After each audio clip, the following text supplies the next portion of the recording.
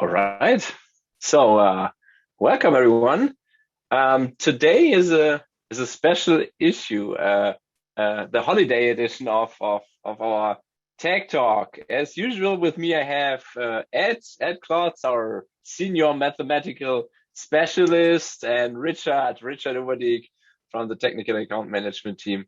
I'm Kostja, and today is everything's a bit different. So instead of diving into a very deep technical topic, we decided to do something different. So we walk you through some unusual applications of optimization, mainly puzzles and games, and we will show you how you can approach optimization from a gaming perspective, but still have a close connection to very serious applications. So that's probably a good level for the upcoming holidays and the end of the year. Richard, you want to start? Absolutely. Thanks, Kostja. So also welcome from my side. And yeah, the buzzword is gamification nowadays. So, we thought of hopping on the bandwagon, so to speak. And yeah, as Kostja mentioned, this is going to be a bit different in the sense that this is going to be more relaxed. Think of it like us putting our Christmas hats on. Actually, I have one here. And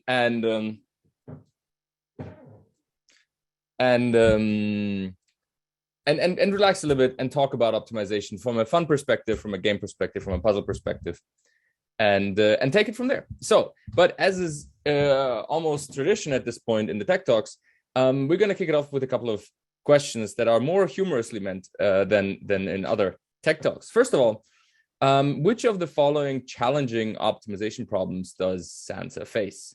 A, fitting billions of presents into a single sleigh. B, visiting billions of households via sleigh in a matter of hours. C, formulating a suitable diet for the reindeer who have to pull the sleigh. And D, all of the above. So please find your, the voting machine, the poll system in Zoom. So we do electronic voting here. Yes. So we are at 55%, 60. Yeah.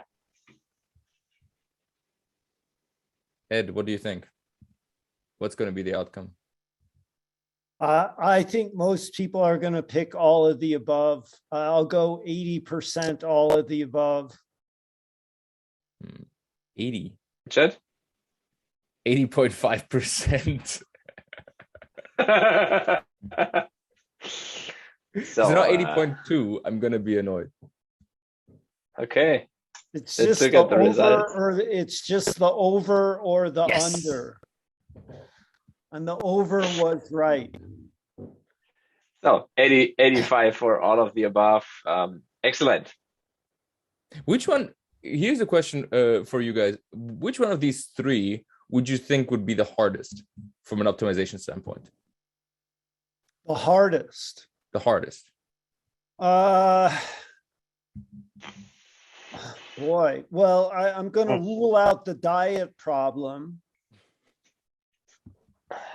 So that gets it down to 2, but boy, yeah. TSP or knapsack. Boy, that's a tough one. I guess I'm going to go TSP. Really? Because, the amount of subtours that you're going to have to deal with when it becomes such a huge problem, I think is going to be really hard. Kostja, what do you think? I can't say because we don't define the objective here. And all problems could be really easy or really hard depending on what the objective is. So if there's infinite space in the sleigh, then packing is easy. and if that doesn't matter, and if you plan a tour, but essentially you don't care how long it takes because you're traveling at the speed of light anyway, then those are probably easy. If we take reality into consideration, then I think Ed is totally right. A and B, those are or probably tough problems. And the diet problem is usually not too difficult. Which one would you pick between A and B? Probably B. Routing is tough always.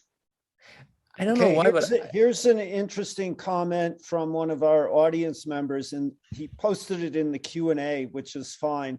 Don't forget that Santa can work the time zones to his advantage. In other words, keep heading west. So, the clocks don't move against you. I mean, I recall, I think in the US, it's like you can fly from Cincinnati to Chicago and actually arrive a few minutes earlier than you left, according to the clock. So I think that's a good point, and that does maybe make the TSP in option B a little easier, but still, I'm really scared about the explosion of subtours and handling that. If you've seen Greg Glockner's recent presentation on creating your own heuristics with Gurobi, handling subtour elimination is, I don't want to say it's difficult, but it just throws an extra amount of work into solving the problem that you don't have with A. That's fair. Although you could also apply, I think Ed added a new reasoning in a recent tech talk, which is if all of those are infeasible anyway, it doesn't matter. If you can't travel at the speed of light, it doesn't really matter. Right? Okay. I guess we should move on.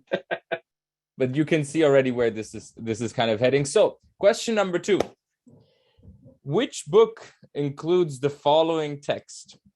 Quote, working out the most efficient way to pack up and down the trucks, since saving one truck could save something in the region of $100,000. Today, Mason, Inside Out, A Personal History of Pink Floyd. B, Woolsey, Real World Operations Research, The Woolsey Papers. C, Applegate et al., The Traveling Salesman Problem. Or D, Davenport, Competing on Analytics. At some point we should make something like Who Wants to Be a Millionaire with all the questions we had on the Tech Talk so far. I think that would be an interesting one. So let's see. I'm curious here what the as always, what do you think what the results are? So we are at about 40, close to 50%. So I think evenly distributed amongst all 4. I think, yeah, most likely with which one do you think is the highest? I agree with you, but maybe I should pick first, since otherwise it's always unfair that you have to pick first. I think number 1 is going to be the Woolsey Papers. Ed? I would predict the one that turned out to be the least selected in our first tech talk we did at the European time zone, which is Davenport's Competing on Analytics. Okay, stop talking, because it's so nice. You are both right. Let me share the results. No way. So yeah, right, 50% say right. it's of course a paper by Woolsey, and 20% say it's the personal history of Pink Floyd, and then TSP and Davenport last. And what's the correct answer here? So the correct answer involves meta thinking. Namely, the title of this presentation was about unusual applications.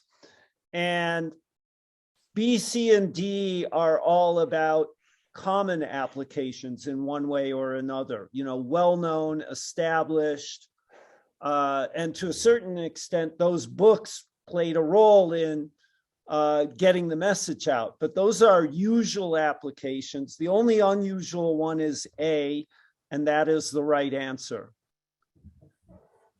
Which is though crazy to think, right? $100,000 for, how many trucks did they have? I don't know. They had a lot of equipment.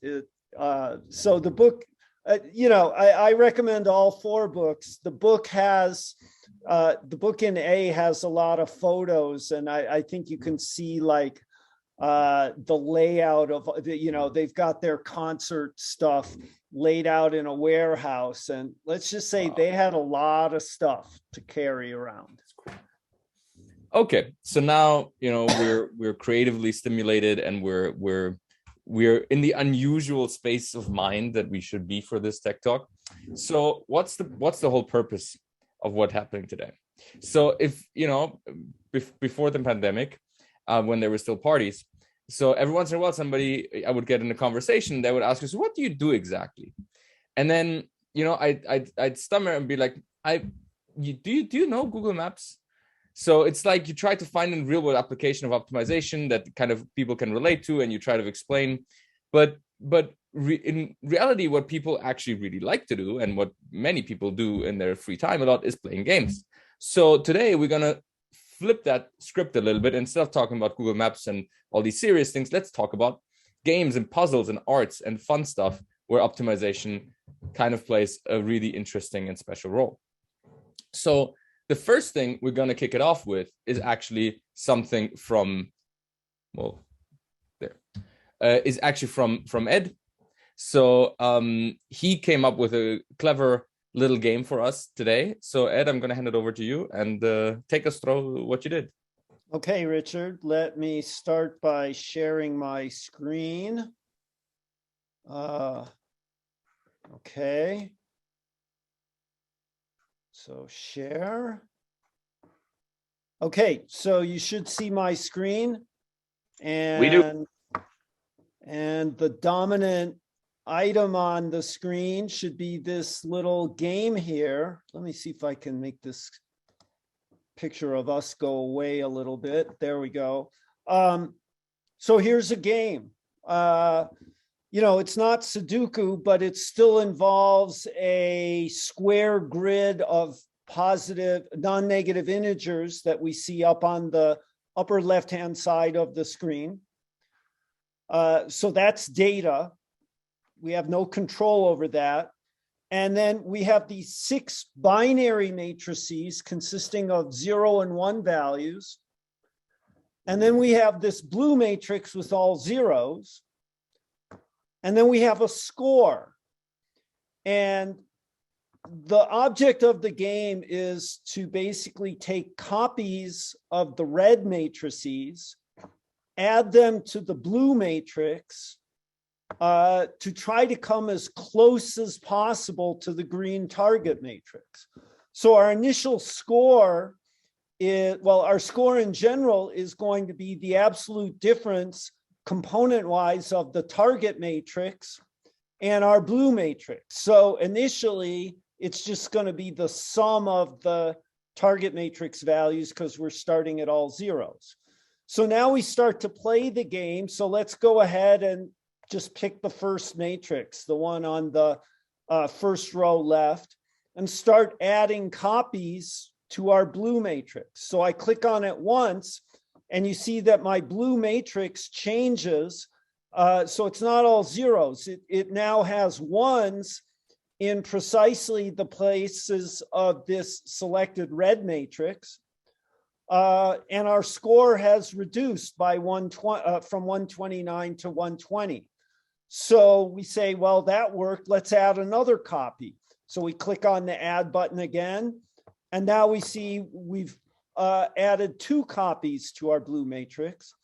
And so let's just be greedy and continue that. And we see that our score keeps dropping. All right, we're still dropping, still getting better, still getting closer.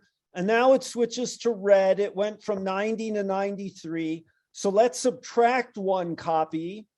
And now we're at 90. And now let's look and see, all right, where else might we be, what other binary matrices might be good at reducing this score?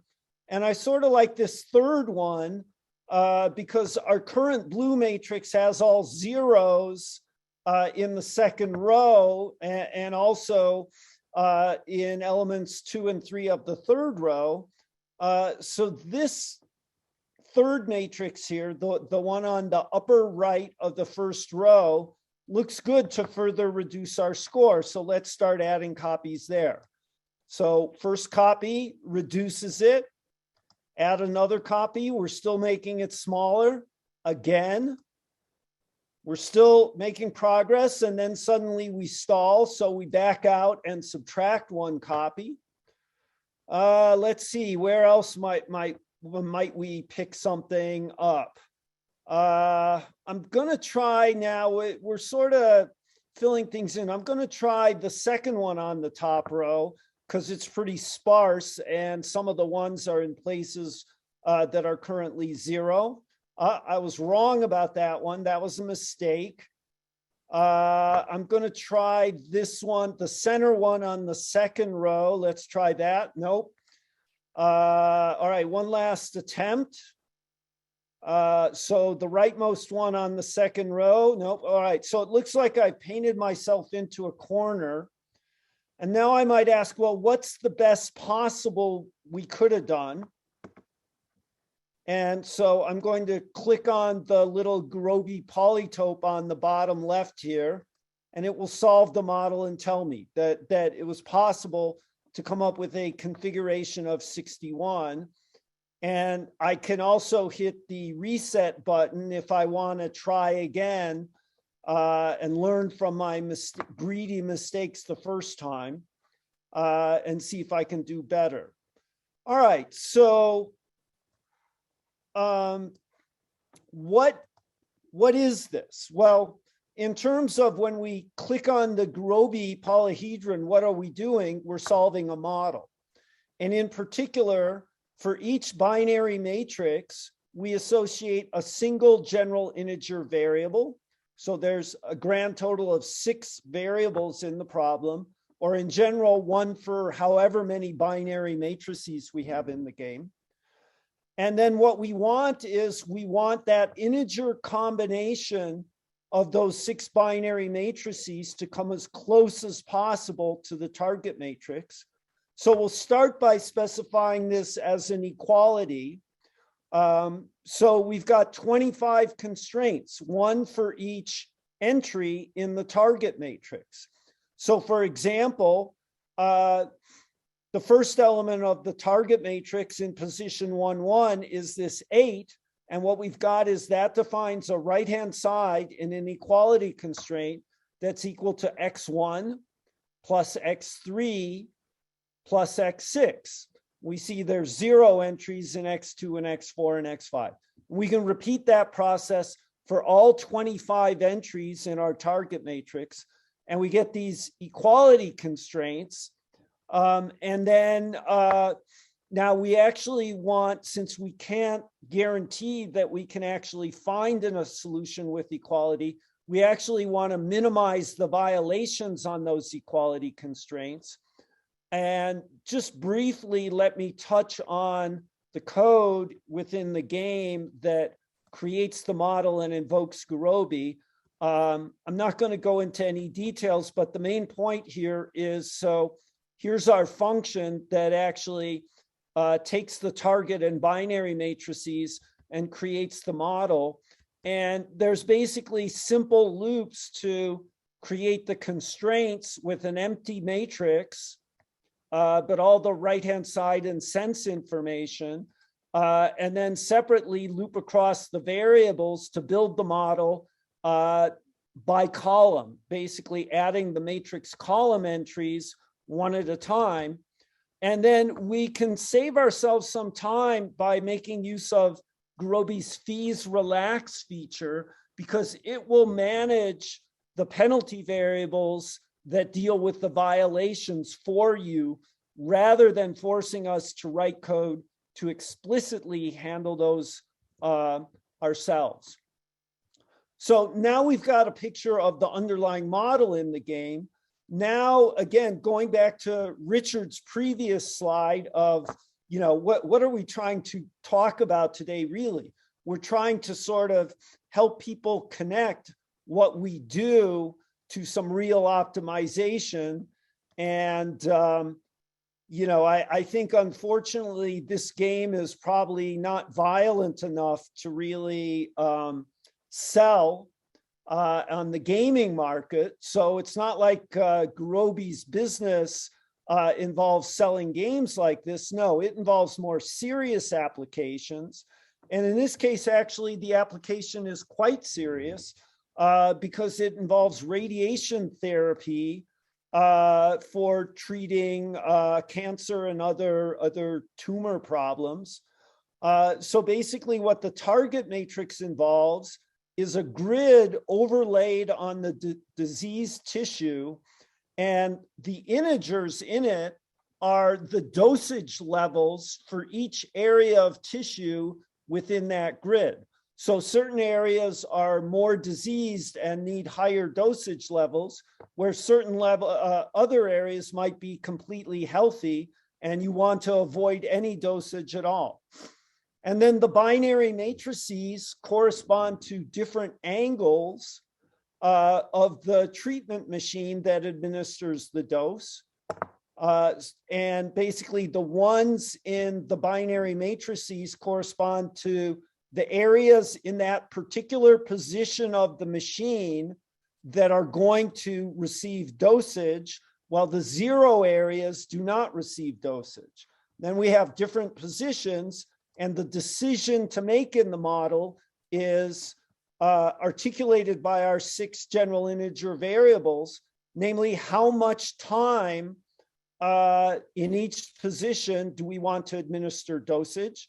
And we want the net result of that, which is going to be our blue matrix, to be as close to the target matrix as possible. So that's what this game connects to.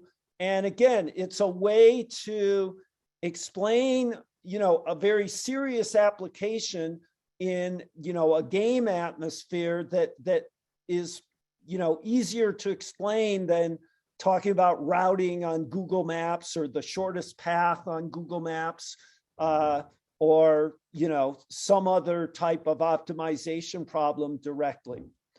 So with that, I yield back, and I think we'll be talking about some more games shortly. There's one question here on that game. So how much better could you do by allowing continuous dosages rather than discrete? You can do a lot better in the sense that, the relaxation is much easier to solve. But my impression based on, my interactions with people who do this is that for some reason, the machines don't have the flexibility to do things completely continuously. But there's no question the problem is, fairly difficult, although Gurobi solved this small one quite easily. Because of the discrete requirements. It's much easier. In general, I would say the same thing. In general, if you have, equality constraints involving general integer variables, the relaxations tend to be, to solve quite quickly. But they tend to be pretty disconnected from the integer solutions. Cool. So, and maybe one remark to our initial question. So there's a Wikipedia page for Pink Floyd live performances, and it has an estimate of what did it take, and it contains stuff like a single tour that was like 700 tons of steel, 53 trucks, and a crew of 161 people. So that was big, and more stuff. So anybody who is interested is probably a good idea to look at Wikipedia for this. And I'm pretty sure they didn't use any sort of mathematical optimization to do this. The packing was probably a heuristic. Yeah. All right. And as a general remark, the Q&A section is the right place to ask questions. So going forward, if you use the Q&A panel, not the chat. All right, Richard. Yes. Okay, let me stop sharing. Okay. All right. Thanks, Ed. I actually didn't know about, like, I had heard about radiation treatment using optimization, but I actually didn't know the specific way, and I love the game representation. I think this is super cool. So we're now gonna switch gears a little bit. So the name already fell, but we're gonna talk for a couple of minutes about Sudoku.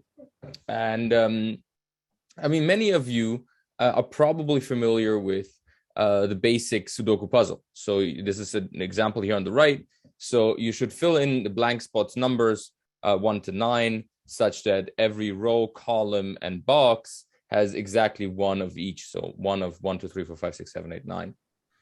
And so this is something that, you know, many in their undergrad courses implement solver for. So you just implement this as a MIP, actually a BLP, so it's pure binaries, and then off you go. And so this is super easy and super nice. And so I could show you this, but one thing where I realized when I looked at the Sudoku puzzle was there's actually a lot more questions that you can ask a Sudoku rather than just fill out the empty squares. One of the questions, for example, is what is the fewest number of numbers that you can remove to make the Sudoku non-unique? So when you have a Sudoku like this, the solution is unique. There's only exactly one way to fill this out. So the question is now, what is the lowest number? Like how few numbers can I remove before this thing breaks down, before the Sudoku stops being a Sudoku? And also a question, what can optimization do here? And how would that actually look like? So let's try and look at this. So I'm gonna share this now, which is the game for this. So here you have a Sudoku, and you can navigate around here. And when I say R, I want to remove that particular number. So when I look at this, I'm thinking of what are the crucial numbers in this? Which numbers are so important that if I remove them, I'm probably going to threaten the integrity of the Sudokus. Think of it like a house, and those are like the bearing walls, right? Those you knock down, and then the whole thing collapses. So when I look at this, so for example, I see a lot of sixes down here. So 6 seems to be a very popular number. So removing 1 probably doesn't do much. Same with sevens. Same with sevens. Same with sevens. 4s I also see, but what about 8s? I actually don't see a lot of 8s. So let's try to remove these 2 8s. And indeed, by removing these 2 8s, I was able to get a score of 2, which is really cool.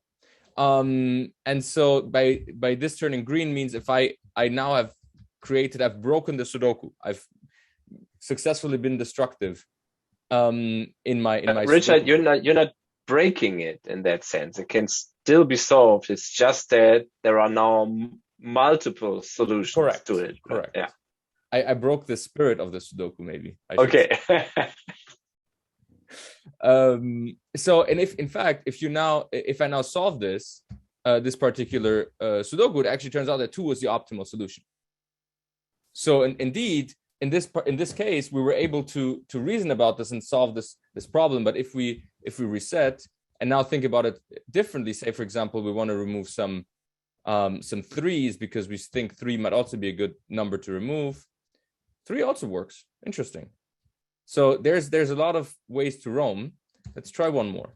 So Richard, my request is do the 9s down there, because they seem almost symmetric. Yeah, click on. See, what's really puzzling to me is that you clicked on the 2 9s down there. The only other 9s in the puzzle are the 2 that Gurobi identified as breaking the Sudoku. Yet, they're very similar in terms of how they lay out, how they fix things. The only slight difference, I'm really puzzled as to why one of them breaks it and the other one doesn't. I agree with you. Actually, if you wanted to break this now, you'd have to probably, you have to add, this is You know, the moment you add these two. Anytime you select something that includes something that will break it, you're going to break it. Yeah. Okay. Exactly. So that much is clear. So as soon as you pick that fourth 9, yeah, you know what's going to happen. Yeah, exactly. So it's interesting, and some results are trivial. Others are as Ed pointed out, this is far from obvious why these two 9s are working, these two 9s are not. And for me, this was making this game and playing with it was a great reminder that you might have a heuristic in your mind that says, yeah, this kind of works. And sometimes it does work, as we just saw, but sometimes it just breaks down and it's not quite clear what's the difference in the two selections. So yeah, I think you're definitely right, though, that part of the focus should be on numbers that appear relatively rarely. Right. You know, trying to do it with the 7s is just a prescription. You can even try. I mean, if you go here, let's reset, and we remove all the 7s. Then still, oh wow, removing these 3 7s is enough. And then you have but okay, but let's reset again. And let's keep in mind that we might get sort of absorbed in this and play it for the rest of the hour. But remove the last time. Remove the upper left corner 7. Okay, that does nothing. And now remove the bottom right corner 7 all the way. Yeah, that one. You've done nothing because those two guys were fixed anyways. Yes. So removing them does nothing. And you can sort of operate similarly like with some of the 4s. So, yes. You know, remove one. Yeah, remove that one. No, don't remove 2, although, okay, that worked. But yeah, see. You can push this further and see like how many can you remove. And this is, by the way, as a side note here, one other problem I looked at. So you can see how far. Now you could remove 12 numbers. Do another 2. Do that 2 below the 9 on the right. No, it's done. It's done. Now it's non-unique. Oh, okay. Sorry. So this was an interesting thing because there's a lot of other questions you can ask as well, such as what is the largest number of fixed values you can remove before your Sudoku becomes non-unique? And turns out that question is much harder to answer than the question I just showed you. So just to go a little bit through how does this work, what I just showed you, what's the idea? The idea is actually surprisingly similar to what Ed showed. So how do you model this? How does this work? Well, in the beginning, you solve the Sudoku just with the grid you have, right? You just get a solution. And then you create a new Sudoku with the same grid. But what you do is, so you create these Sudoku variables, but you add a constraint that cuts away the solution of the original Sudoku. So here you say the sum over all variables, these binary variables that does the place in ij, coordinate ij have the value v, has to be less or equal than 80. Why 80? Because in total you have 81 values. So if it cannot reach 81, it means that solution is cut away. And so you cut away this solution, and then you add a feasible relaxation, just like with Ed's case. And you basically tell it, well, the start solution y here is this represents your start solution, the variable y, and then you're maximizing your y. So you're maximizing the numbers that you keep in order to have a feasible solution. And this is basically how it works. And so it's really just playing with the different concepts of how the Sudoku puzzle interacts.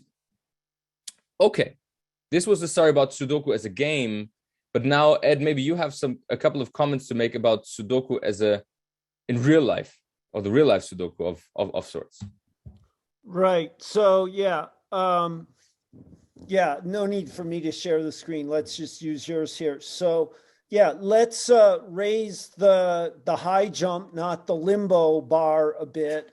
and expand our grid size from the 9x9 Sudoku puzzle that we're familiar with to make it 17 by 32, like we see here. And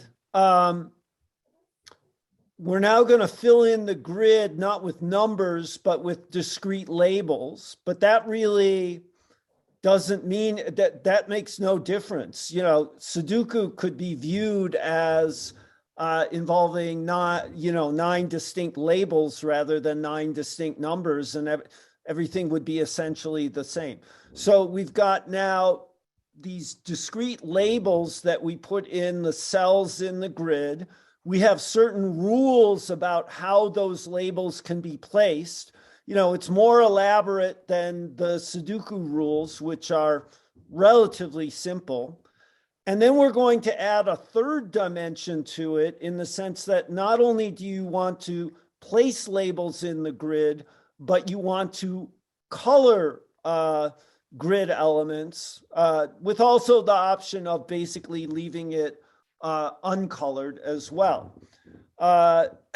So you have a bigger grid, more complicated restrictions on how you can place the discrete objects in the grid, and a third dimension that creates, you know, this coloring aspect to the problem. And so, you know, this is a harder game to play. It also, so let's go to the next slide, has a plenty serious application, which is this game, this, you know, Sudoku on steroids, is basically computing schedules for the National Football League. Now, the grid actually now is, this year has grown to 18 by 32 because they added a game to the schedule. So now they play 17 games with 1 bye week. The bye weeks, by the way, are denoted by the black entries. So you can see that what we've got here is the rows in the grid correspond to the weeks of the season. The columns of the grid identify the 32 teams in the league. And then the coloring aspect indicates the network on which a particular game is going to be broadcast. So if you just pick a particular column, basically what that says is that identifies a particular team. And as you scroll down the column, you see which teams that team plays over the course of the 17 or now 18 weeks of the season. So that's what this is about. This is a hard problem. Gurobi is certainly now used in the solution methodology. I think it gives them really good solutions, but it's still hard to come up to prove optimality of these solutions. So that's the story there. Again, another example of how you can describe something to someone unfamiliar with optimization and then connect it, starting as a game, to then a more serious real world application.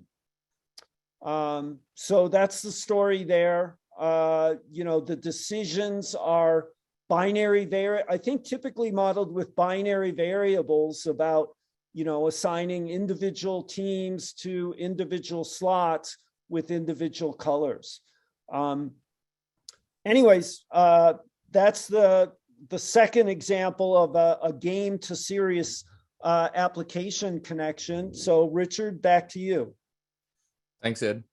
And so now we've seen individual puzzles that Ed and I came up with for our fun. And now it's Kostja's turn to take those little tiny examples and show us, you know, it's like opening up the door a little bit and then blowing it up wide open to see what else is out there.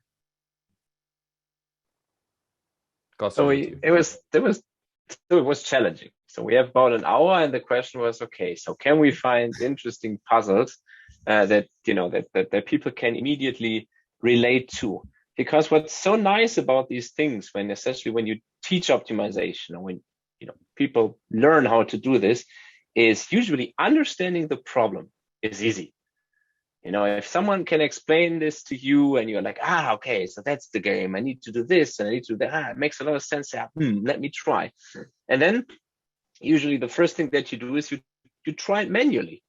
So usually our brain comes up with a heuristic right away. We think, okay, let me try to find a strategy. We do this and then we do that. And then maybe you talk to someone who is more experienced, and then you learn more heuristics like, hey, this is Sudoku. You should always try to start with certain things first, because then you can easily fix the first ones before it gets more difficult. So that is all how we think and how we play. So essentially we take the inner child and we have fun, because it's, for whatever reason, solving puzzles is, for most people, it feels rewarding. It's like, yeah, I've done this. I got this. Yeah. And honestly, most games you play is about winning something, getting somewhere. So it also, it's a good feeling. And there's one thing that we wanted to show you. There's, it's holidays are coming. So if you're looking for a book under the tree, and then this is maybe something you want to, we want to look to. Let me quickly share my screen, and we just take a quick look at the let me share my screen, and we look at the puzzle list that is in there.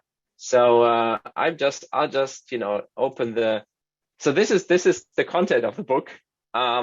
So and it has lots of puzzles, lots of different puzzles and problems, and so Sudoku is just one of them. Yeah, and it has so much more. Most of them are, come from a certain specific game that you can buy, or some website where you can solve stuff, and they all have one thing in common. They all can be solved most of the time easily using an optimization model. So from this immediate, so the nice thing here is it's not one of those complex planning problems where you're like, you need to do workshops and understand the whole problem domain before you can start doing anything. Usually it only takes you a few minutes to get it. And a few examples. So one of them, for example, here is it's called Slitherlink.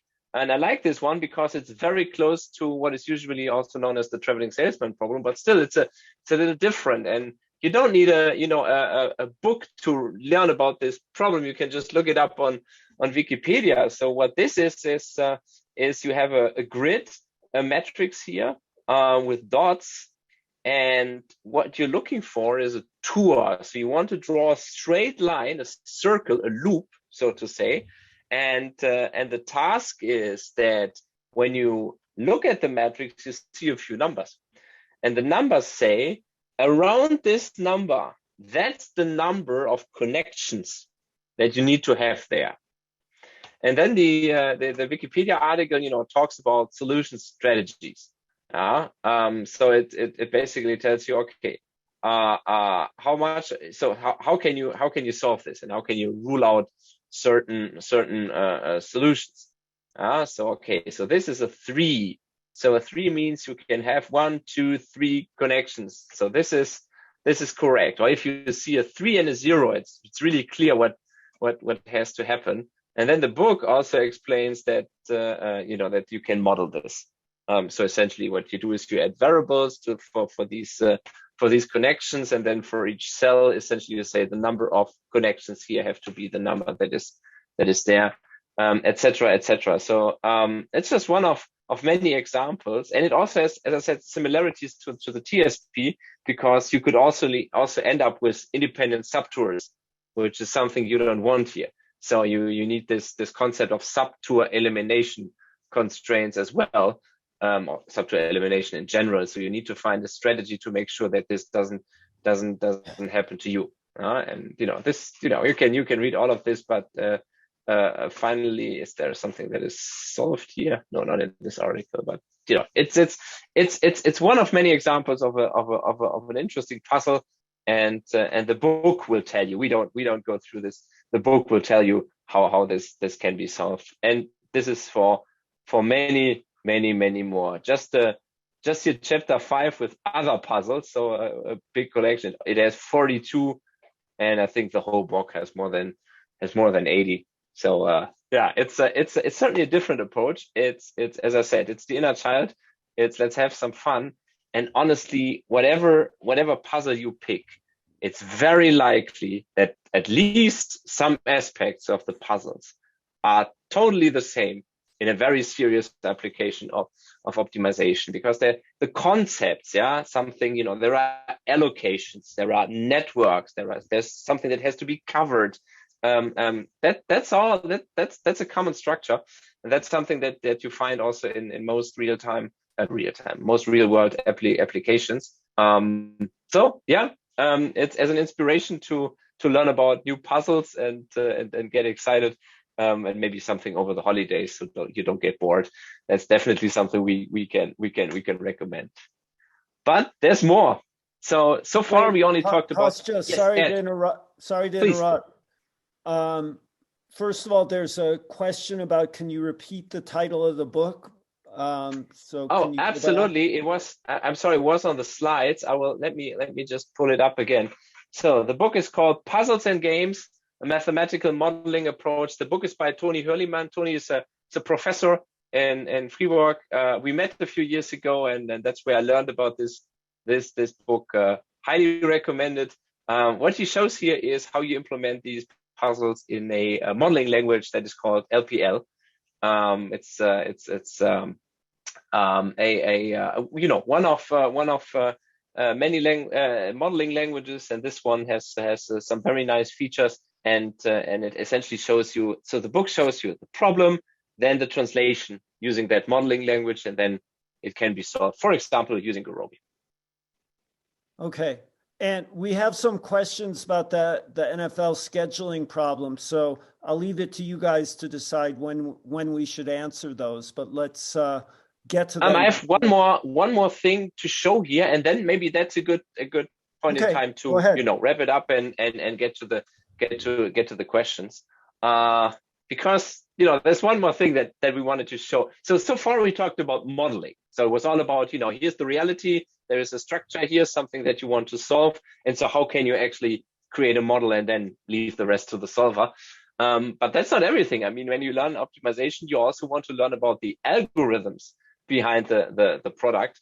And there's lots of it. I mean, you learn stuff like, the continuous algorithms. You learn stuff like simplex, interior point methods, like barrier. And then when you get to mixed integer optimization, you learn the concept of branch and bound, and you learn the concept of cutting planes. So the idea that you can add additional constraints to the problem, and it will not remove the integer feasible solutions, but it removes the continuous some of the continuous space that used to be feasible in the original model. And that is really helpful, because if you do it right, it will cut essentially everything off.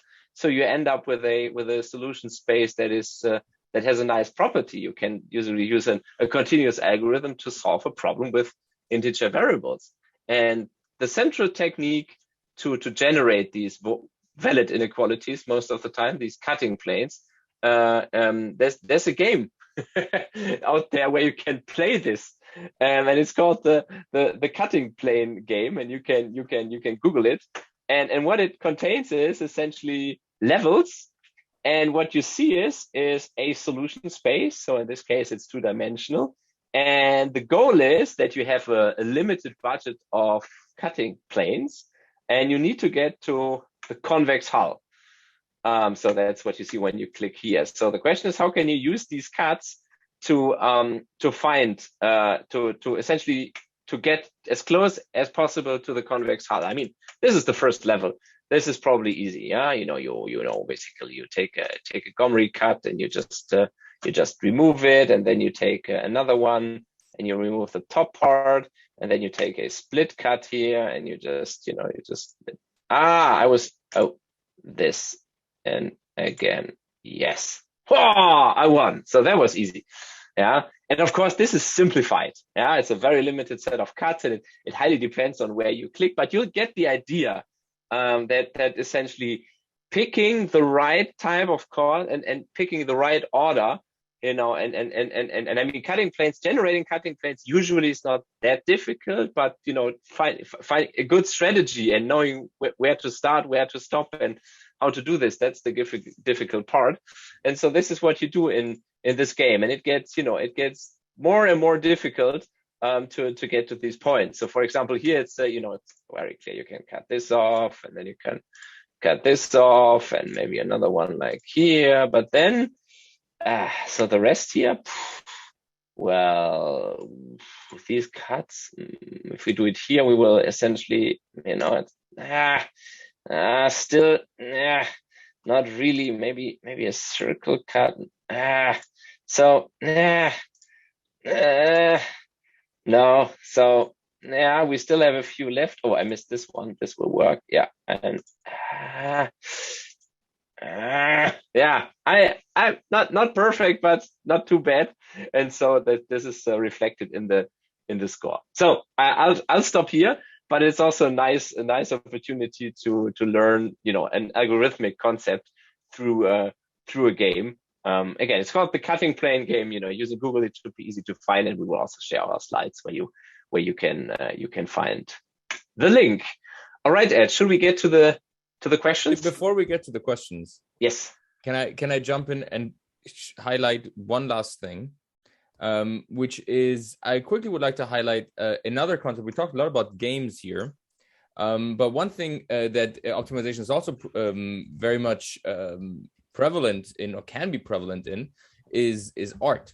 And so not only about routing guests through a museum, such as to minimize whatever, but also just actual plain art. And so there's a website here I want to highlight, and Ed actually talks about this in a blog article for on the Gurobi website.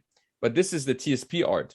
So so this is really, these are every single image you see on this page is generated by a TSP, by solving a TSP, and it's quite fascinating, at least to me, that you can have all of these images generated from a very serious mathematical application or mathematical algorithm, let's say. And so you can have representations like this, and then at some point you can even start coloring things. So there are there's even theorems here. There's mathematics behind this of what you can color and what you cannot color. I think Kostja has a little bit more a couple of comments about this. But I just wanted to highlight this, that you can have these very pretty pictures and very pretty images that are all based on mathematics in and of itself. And I thought that was deserving a quick highlight here before we jump into pictures. Yeah, this is nice. Yeah, sure. So this is a very nice example. So it essentially, I mean, you need to do something. You need to essentially take a picture and then use dots to essentially you create a different representation and approximation of a picture that is still recognizable. And I think what the interesting part with the coloring here is that an optimal tour for these points, it creates a loop. And there's a theorem that this loop has always like an inside and an outside part. So this can be filled.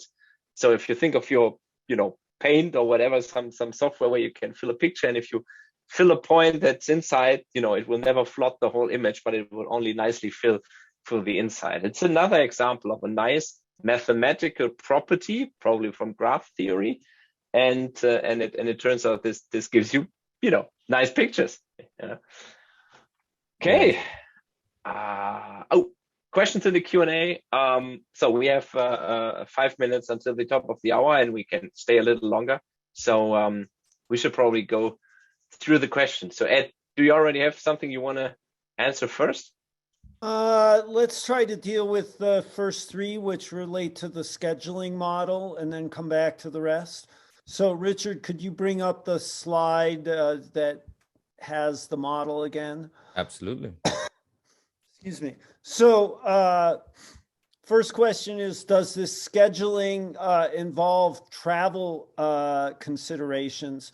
And the answer to that question is yes. There are certain rigid rules, hard constraints, and then soft constraints about traveling, and limitations on the number of trips a team that's located in the East Coast makes to the West Coast and things like that. So yes, those considerations come into play. And then that relates to the other two questions, which are basically the same. What is being optimized in this scheduling example?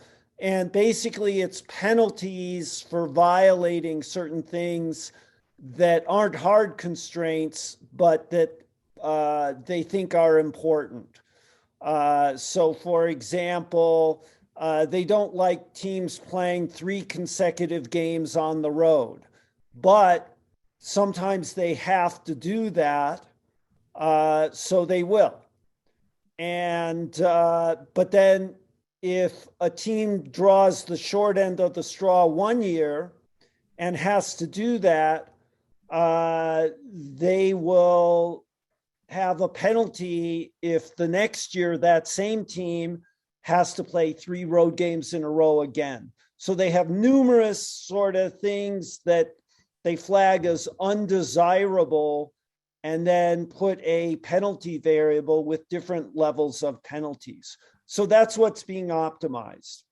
And, soft constraints can be really good, but one challenge they create is that they often make cut generation more difficult, because behind the scenes, cut generation implicitly makes use of infeasibility.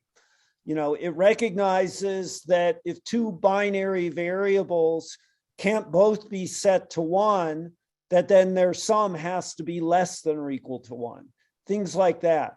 And when you introduce soft constraints, you lose that. And I think that's one thing that makes proving optimality on these models a challenge.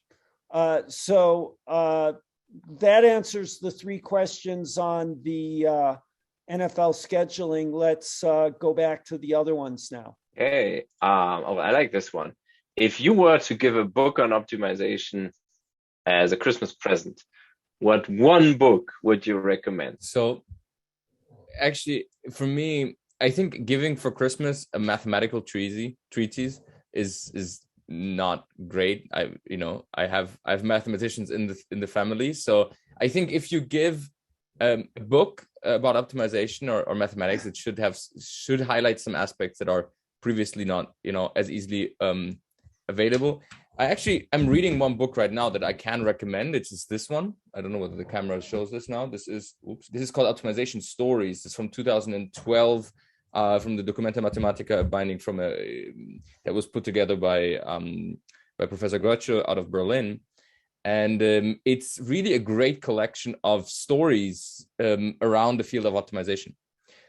So all about ancient, optimization done in ancient China, to the development of simplex algorithms and so on. So it's really something that it's a great joy to read. And if somebody's mathematically a little bit inclined, definitely something I would recommend. In the interest of time, let's quickly do the takeaways. Yes, go ahead, please. Excellent. So the takeaways from this talk today, obviously it was not as serious as our previous tech talks, but hopefully you nonetheless learned something about optimization and games and so on. And most importantly, that most optimization problems can show up pretty much anywhere in very unexpected places, including Pink Floyd. And that it's a way to introducing people to optimization that may like puzzles and art. And many of them actually, the applications are very serious that we talked about here today. And you can use the games that we showed today to talk about this. Here's some of the links. The cutting plane game TSP art, Concord TSP, which is an app on your iPhone that you can solve TSPs with. A website related to the book that Kostja showed, and also some cool mathematical objects that like this representation of a 4D polytope that you can buy and make also put under the Christmas tree if you want or not. By the way, we're not sponsored to say any of this. This is just our actual genuine thoughts. Thank you very much and happy holidays. This was one first full year of Tech Talks. and we have some great ideas for the new ones coming up. And with that, that's the official part out of the way. So Kostja, over to you. Yeah, so in order to answer the question, of course, I mean, Ed, you already said it. The question is, a present is always makes sense in the context of who is the recipient. Yeah, and as much as I'm excited about mathematical optimization, if you would ask me what is good as a present, I would probably go for something that doesn't even talk about mathematical optimization. It would go for something that encourages a certain way of thinking, a mindset, it's because, I mean, what is this all about? It's all about, the joy of being able to apply a certain thinking, to derive something that is not obvious, to master complexity. So, and in order to, to develop this skill and to enjoy it, I think it's all about having enough exposure to things that allow you to learn this and play with it. I mean, anybody who has children knows playing is where you learn the most, independent of the subject. And I also believe that people who are, bright minds in their profession, usually there is this inner child and they enjoy playing with it, whatever the age. So if for optimization, I think there's lots of stuff that you can do, lots of games you can play that kind of shape this mindset of, analytical thinking, puzzling, the joy of getting it done. And of course, there's a reward system. So it's not just the book, it's not just the present, it's also the people you do this with. You need, an environment that encourages you and says, yeah, you've done great. This is fun. Let's do it again. And then you grow up and you do more stuff, whatever you do, escape rooms and stuff. So you get excited by these types of exercises. And I think that's a very, very important requirement or prerequisite before you will get excited by something that usually requires studies and to learn lots of formal stuff. Yeah, I'll keep it as that. Ed, please lead us through your bookshelf. So I've got 4 books, and I'm going to start by the one that fits closest to the narrative that you just described, which is the first book is one that I think would work for both audiences in the question, namely people not that familiar with optimization and those who are. Both could benefit from them. And it's this book. It's called How to Solve It by George Polya. It's not about optimization. It's about how to think about solving mathematical problems. And if I could go back to my 16 or 17-year-old self and give that person one book to read, this would be it. Because, what people find hard about math is they just sort of get stuck. And it's like it gets frustrating and then they don't like it. This is about stepping back and thinking about the current situation. And it really helps you get unstuck as quickly as possible, rather than waiting for divine intervention to somehow drop the solution to the problem you're trying to solve into your lap, which I find rarely happens, if ever. So second book is, again, sort of broad audience, and we talked about it. I'm not sure how clear this is, but it's the OptArt book that goes into some of the details of how those portraits we saw were generated.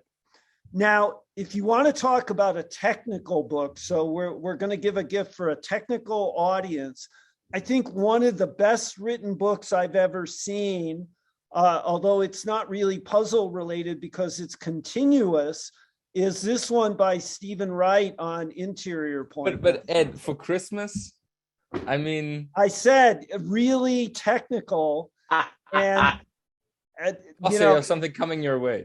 If you want to give it, go techie, that would be the one. I'm not saying this is a good idea. I'm saying if you're going to do it, at least give them something good. And yeah, the absolute, another example of a great book that I would not recommend as a Christmas present is this one about accuracy and stability of numerical algorithms, because it's how all thick was it?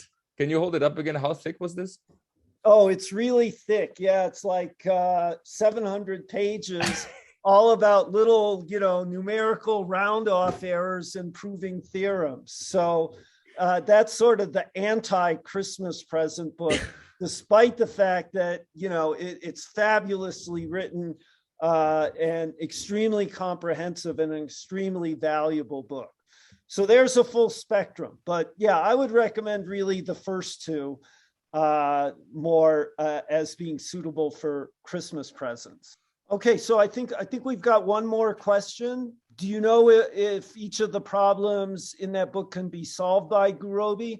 I think some of them require constraint programming to work well. I would suspect that some of them are better suited to be solved for constraint programming, using constraint programming. But I would also suspect that most of the puzzles in the book are not very large, so that Gurobi would have no trouble.